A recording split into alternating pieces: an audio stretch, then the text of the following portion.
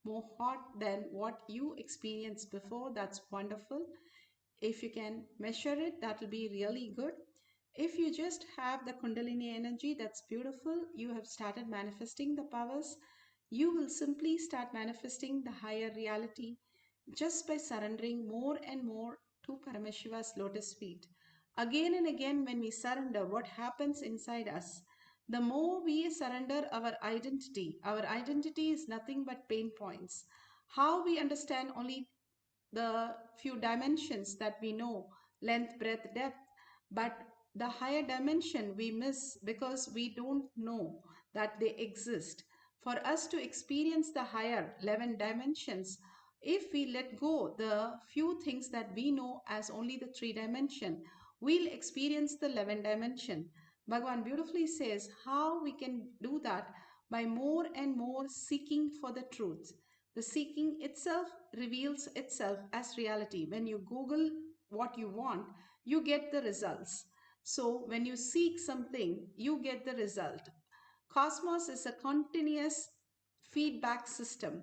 So when you start more and more internalizing and more seeking the internal reality, the truth, conscious sovereignty, who you are, you start manifesting the higher signs simply by understanding that Paramashiva is the ultimate space and he is waiting to manifest that in you. More than you want to experience, he is waiting for you to experience the ultimate consciousness. More than the disciple running to the guru starts running towards the disciple to make it happen. You are like how the mother takes care of the kid. You are the Brahmanya Pahuputratam. You are the god and goddesses of Paramashiva. And simply you can experience and recognize that when you manifest few powers, and then it will open up to the greater reality. We have seen Balasans. They were struggling for the first power, nearly 3 years for them to manifest the first third eye. But after that, the next powers simply happened in them as reality. And more consciousness they became, the more and more brilliant they became, and immune they became. The body, the mind, the relation, the sweetness, everything was enfold, simply manifesting the highest powers of Paramashiva. So now let's experience the oneness with Paramashiva, the Shaktipada. Sit straight, put away your gadgets except for recording, and switch off that completely. We are going to experience one more time of increasing the temperature of the silicon or the battery. That completely switch off all the apps and switch off the cell phone also. And just by manifesting the power of oneness, let it manifest the reality to show you you are Paramashiva. And you don't have to ask, you don't have to do anything. Even that surrender to Bhagwan's lotus feet. No questioning, no thoughts, but simple only oneness space, that you melt in the Paramashiva space. The bioenergy itself you become. Then no matter in you will stop you manifesting the higher science, higher reality. Now let's entangle with Bhagwan and chant the Mahavakya intensely and start manifesting the power of all our third eye. Let the Amrita pour, let the Vani open up, manifest in all of us.